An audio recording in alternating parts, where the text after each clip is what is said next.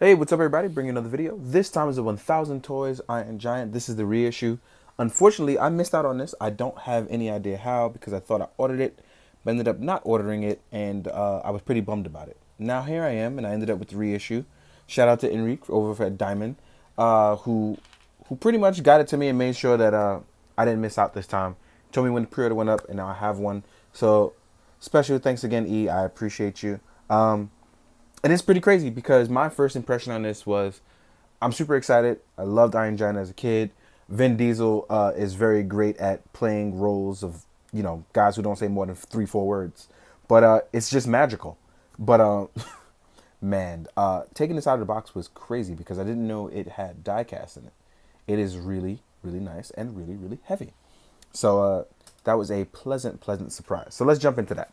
Anyway, let's talk about our cool guy here because you've probably seen enough videos on this already that you don't really need to watch mine. So, real quick, there are die casts here in legs, some parts in the arm, and definitely in the chest, where I was just like, I was blown away by the fact that this entire area is pretty much die cast. The leg and the feet, actually I think it's just the legs. But then, no, the feet have it too, and then some parts of the arm. So he's die cast out everywhere, and it's just, he's not a loosey-goosey. He is a very nice piece. So while I have him sitting here standing pretty aloof, it's pretty dope to see this. It's pretty nice to have this. And while I will still be buying the Mondo one, it's great to have this guy in this kind of scale because at first I thought it wouldn't work. But when you get to the size comparison with other robots who are technically in this area or scale, it'll look pretty cool to have him crossing over with those things. So now let's jump into the articulation and look on this guy. Now, this guy standing here actually looks pretty aloof and harmless, and I just love the fact that it's almost like he always has this big grin on his face. The jaw is open. You can open it, which is pretty dope. So as you can see here, when he talks, you can move left, you can move right, you can move up with the jaw open or closed. And wow, I didn't even realize that. So you can actually tilt the jaw as well too. So that's something I didn't know as well. So if you want to have the mouth kind of slant a certain way, you can do that as well too. It's something I'm learning as I go along. This is actually really, really dope. So, and there's also a hinge on that neck that allows it for extra range going forward to look down or look up. That includes stuff like flight poses and things like that. Now for our arms, we can lift up actually this high because the shoulder pad actually stops here, but you can actually rotate that so that way you can actually get perfectly fine up here. So if you want, you can actually do the balling. So you can do swish, Kobe. So you can actually get a lot of range out of this guy. So rest in peace to Kobe, by the way. So with that also being said, you actually have a bicep swivel, which is invisible here. You wouldn't notice it otherwise. And our arm can rotate really far in. And our hand is on a Figma-like peg. So you can actually rotate that around. And articulation-wise, none of that matters because he is a robot. So although he looks humanoid, he can actually move it in any which way that he wants to. Our torso, as you can see, can rock and go back and forth, left and right. We actually go really far back, and the only thing that's stopping it is the die-cast piece here. And going forward, you can rock all the way forward. We actually can rotate all the way around as well, too.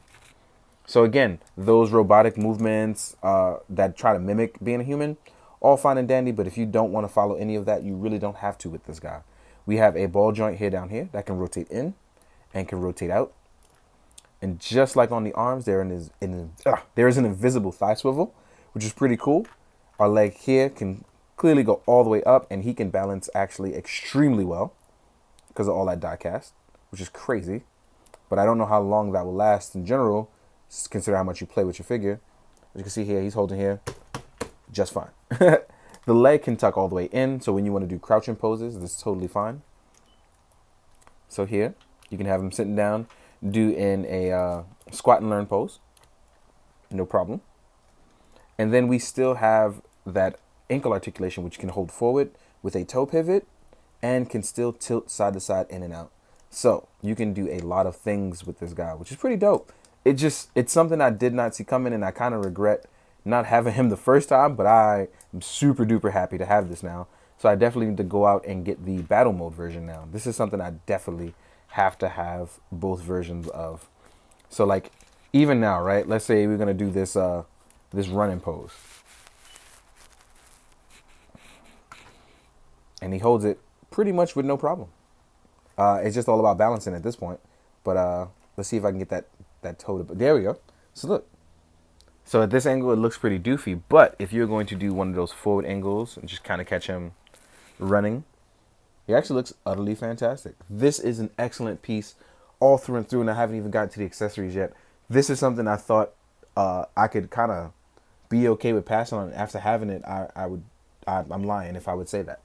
This is pretty much a childhood dream happening. The only thing that would make this better is if it was bigger, which is why I'm pretty sure Mondo would do an easily excellent job as well, because they did it already. So they're just reissuing a smaller version.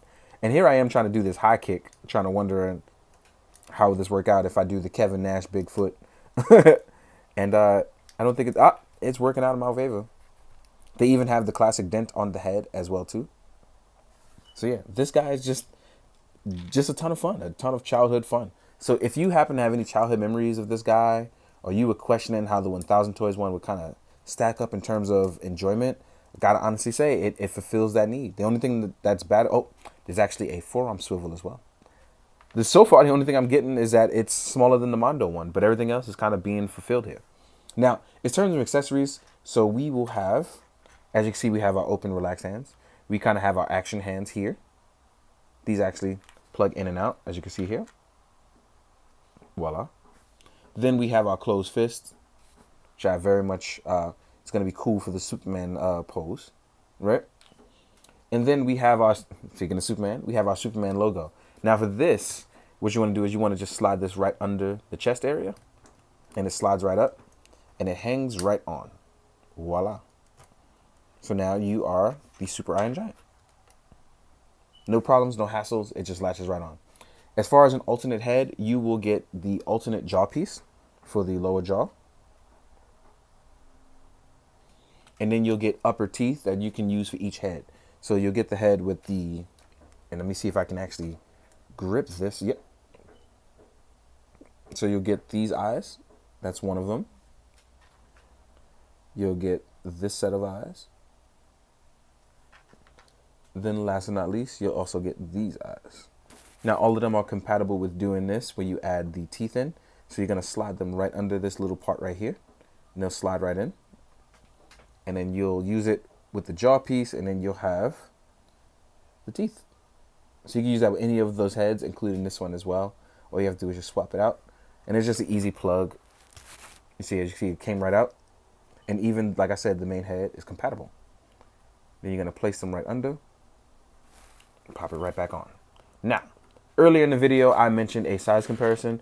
Normally, it's weird because I thought that I wouldn't have stuff to compare it with, and I was utterly wrong. Because you used to have stuff like high-grade model kits. You have the Gundam Universe. You have the Robot Spirits line.